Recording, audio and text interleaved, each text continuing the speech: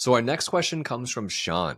Sean says, "Thank you so much for the amazing podcast and all the information you share." So here's my question. I want to divert money from my 401k after match, which only provides target date funds, to a brokerage account, either public.com, M1 Finance, or Fidelity. So over the long run, what's going to cost me more? The small transaction fees on buying some of these ETFs and stocks, or the payment for order flow fees by using these platforms? That is a great question. And it really comes down to getting you to look at the macro view of what you're trying to accomplish in your wealth building journey and not worrying, tripping over pennies while dollars fly by. Now, Austin and I talk about all the time of maximizing the amount of money that comes to us versus the platforms and the people that provide these investment opportunities to us. But in this instance, I don't think it matters as much because the PFOF fees versus the M1 Finance or the public fees are going to be so nominal in relation to how much money you're investing over time and your gains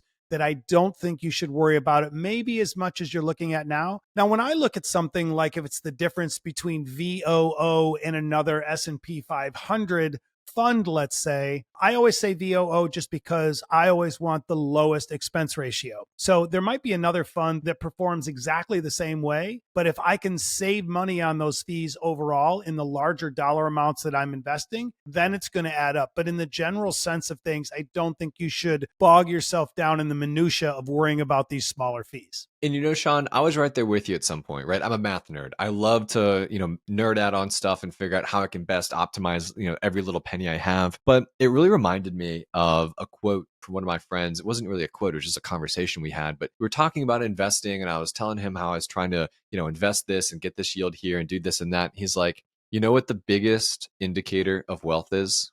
And I was like, "Well, I don't know. Like, what? Of course. Like, well, what are you going to say?" And he's like, "The biggest indicator of wealth is actually investing the money. It's not over analyzing where it's getting invested. It's just doing it, right? It's just automating the process, taking emotion out of it, and just simply doing the chore of investing, which shouldn't even be a chore. It's actually kind of fun." But, Sean, that's just where I want to help you kind of make that mindset shift of the little transaction fees you might experience if it's 20 cents here, 30 cents here by buying an ETF or, an option contract or something like that, right? All of these little fees, do they add up to maybe 10 or 20 bucks over a couple of years? Sure.